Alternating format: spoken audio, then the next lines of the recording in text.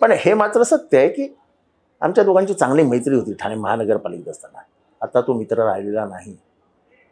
आता ते मित्र नाहीत. अत्यंत व्यवहारी राजकारणी झालाय.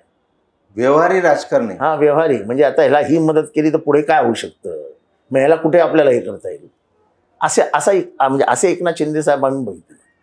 अजित पवारांबरोबर बोलताना तुम्ही कठोर असता, मात्र एकनाथ शिंदेबाबत बोलताना तुम्ही थोडेसे सॉफ्ट वाटता, असं निरीक्षण आहे. या बाबतीत काय तुमचं म्हणणं आहे? असं आहे, कारण तुम्ही दोघे ठाण्यातले मोठे नेते आहात. मी आणि एकनाथ शिंदे त्याच्यापेक्षा मी खूप छोटा नेता आहे. एकनाथ शिंदेपेक्षा ते मुख्यमंत्री आहेत. माझी तुलना कशी काय करतात त्यांच्यावर? एकनाथ शिंदेंना ते मुख्यमंत्री झाले तेव्हा पहिल्यांदा अडचणीत मीच आणलं होतं. सिडकोचा एक गैरव्यवहार काढून. आपण विसरला असाल. जेव्हा जेव्हा लॉ अँड ऑर्डरवर बोलतो तेव्हा तेव्हा मीच त्यांच्यावरती आग उठतो. पण हे मात्र सत्य आहे की आमच्या दोघांची चांगली मैत्री होती ठाणे महानगरपालिकेत असताना. आता तो मित्र राहिलेला नाही. आता ते मित्र नाहीत. अत्यंत व्यवहारी राजकारणी झालाय.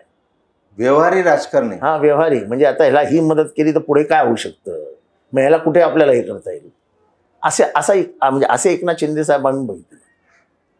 जितेंद्र, हे काम आहे आपल्याला करायला लागेल, मदत कर, ठीक आहे चला, असे आम्ही वागलो एकमेकांशी. 2 दिवसापूर्वी तुम्ही एक सोमवारी पत्रकार परिषद घेऊन सांगितलं की ठाण्यातील जो काही बिल्डर धार्जिने असा डीपी प्लॅन बनवण्यात आला, सगळ्या गोष्टी केल्या आणि एकनाथ शिंदेंना त्याची कल्पना सुद्धा नाही. तर अशा पद्धतीने म्हणजे ठाण्यामध्ये महापालिकेत जो काय डीपी प्लॅन बनतो आहे ते खरंच मुख्यमंत्री नगरविकास मंत्री आहेत ते?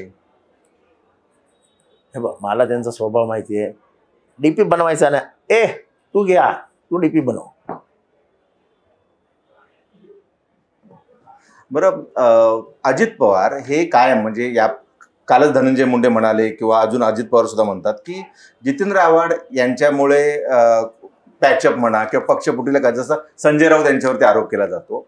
असा जो नेत्याच्या जवळ असतो आणि नेत्याला जी भूमिका घेता येत नाही ती घेतो, त्याच्याबद्दल नेहमी समोरच्या बाजूला एक थोडीशी अशी चिमटा काढल्यासारखं वाटतं.